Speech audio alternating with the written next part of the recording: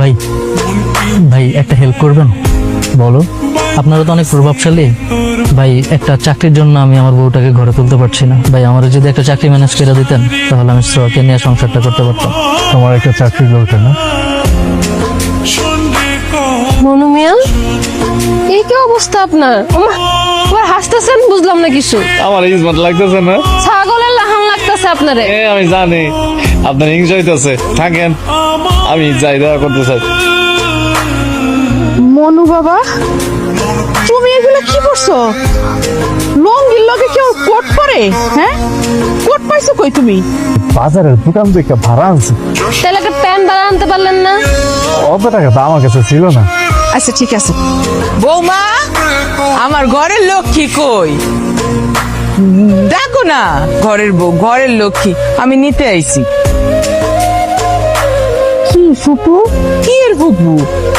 আমি তোর ফুপু হই নাকি? আমি তো শাশুড়ি মা হই না, আমার মা ডাক। চল মা, আমার ঘরে চল, তুই তো আমার একমাত্র ঘরের লক্ষ্মী। চলো। ওমা ফুপু, সূর্য কি উল্টা দিক দিয়ে উঠছে নাকি? আমার ঘরের লক্ষ্মী আমি ঘরে নিতে আইছি। চল মা, চল আমার ঘরে চল। কিরে, কি খবর তোর? সংসার কেমন চলতেছে? এই তো অবশ্য চলতেছে এখন। তোরে কি একটা কথা জিজ্ঞাসা? কও না। ওই আমার বাড়িতে কাম করে মনু মিয়া আছে না? ওটা তোর কেমন লাগে?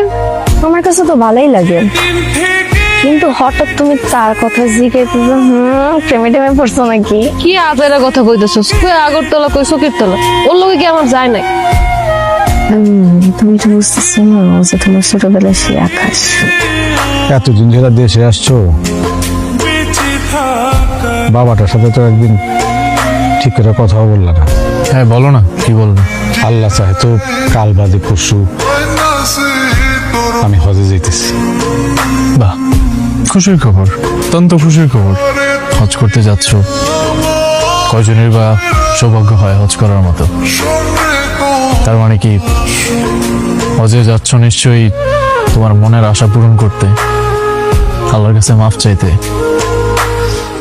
আচ্ছা বাবা, তোমার কি মনে হয় যে আল্লাহ তোমাকে মাফ করবে? না না, এত সিরিয়াস হওয়ার কিছু নাই, কারণ আমি যতটুকু জানি যে আল্লাহ তাকেই মাফ করে যে বান্দার হক নষ্ট না করে, যারা দুই মুঠো দুই বেলা ভাত খেয়ে বাঁচতে পারতেছে না। এখন আমাদের রহিম চাচা, চাষাবাদের একটা মাত্র জমি ছিল, সেই জমিটাও তুমি আত্মসাৎ করছো। এখন সে দুই মুঠো দুই বেলা ভাত খেয়ে বাঁচতে পারতেছে না। আমার জন্য করতে